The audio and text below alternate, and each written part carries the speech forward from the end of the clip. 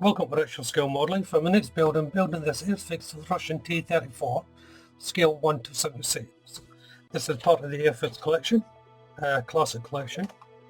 On the back is the paint diagram.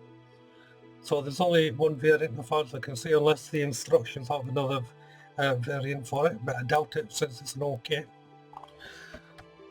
So the instructions, let's have a look at these.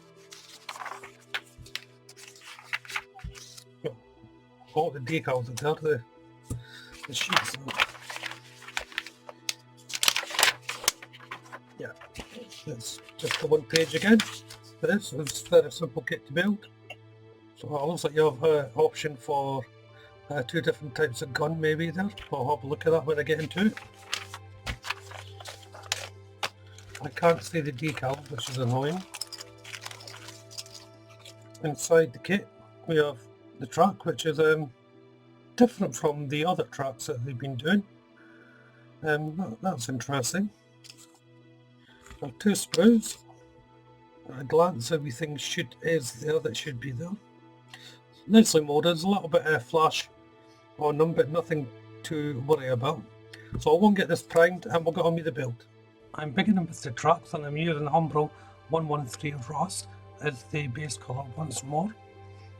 Onto the outer rim of the wheels, and it's light colour UA734 dirty black rubber shades worn black, and this is the colour I use for all my wheels as a general rule. These are, even if they're metal wheels, it gives that dusty effect look. The main base colour is Umbro 117 US light green. It's almost like an olive green, but slightly darker than an olive green.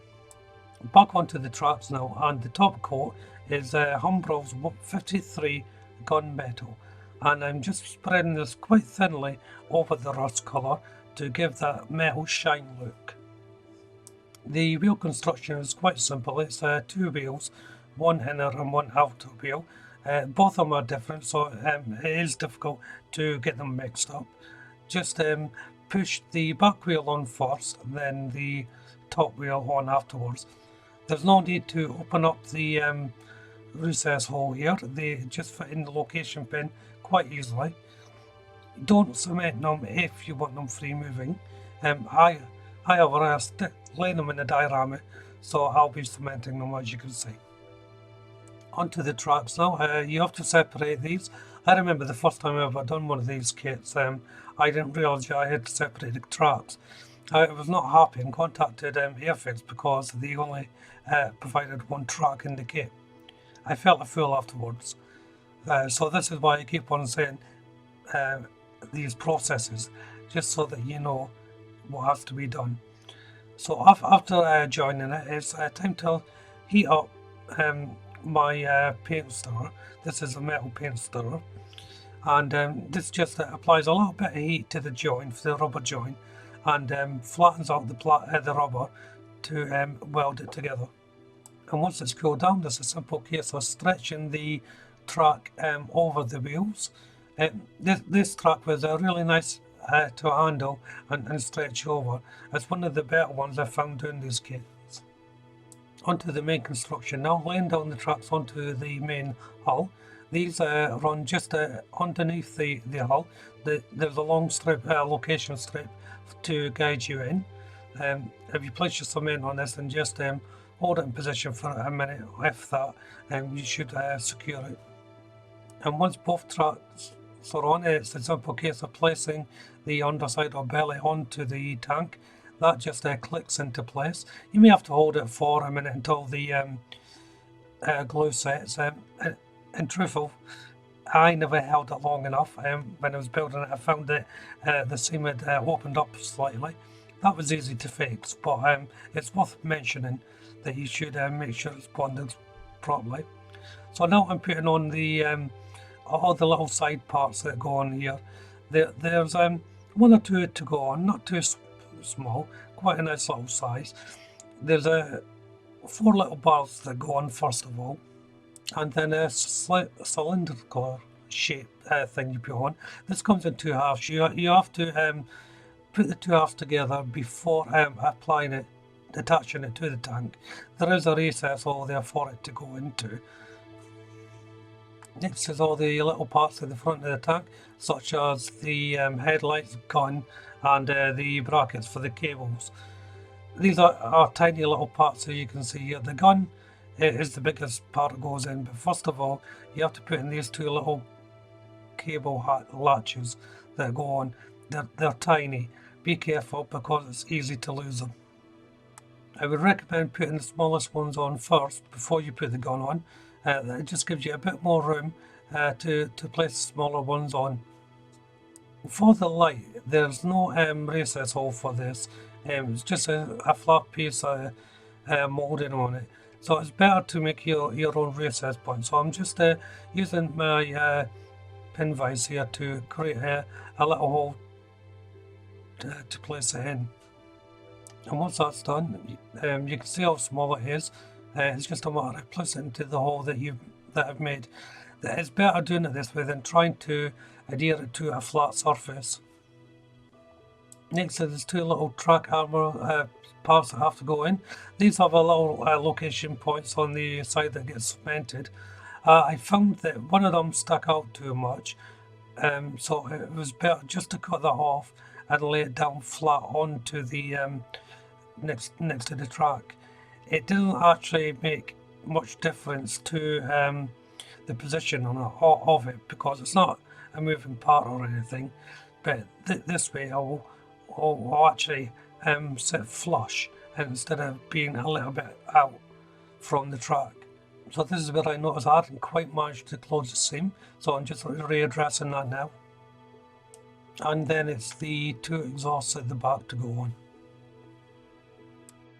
So I'm about to make the turret, and you have two choices here. You have a choice for the 79 variant or the 58 variant. 85 variant, sorry, did it upside down. I'm going to be doing the 85 variant, just because it's a larger turret, and it looks kind of cool.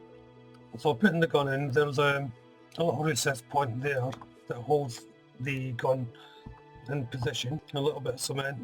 Do it after you put the gun in, that way you're not going to get any cement going down the barrel of the gun. Push that in. To put in the gun, little location points there goes into the recess point here. Don't cement this if you want it to move. I've already cemented the actual part. I just have to guide that in. And next is the turret cover. You can also have this open if you wish in that position, but I'm having it closed. So now just put on top of the turret. So that's that, and it's simple, just place it on. For the exhaust ports, it's Humbrol 113 Rust, and it's just the tips of these that I'm painting in. So I've got a start there, slightly too large, but there's a border around it as well. But what I'll do is I'll paint over that once it's all dried. So placing on the decals now, and the start does slightly overlap onto it, only just, but I'm going to be painting around the white border, so that'll negate that little difficulty. So using a fine brush, it's 117 US light green to paint around the decal.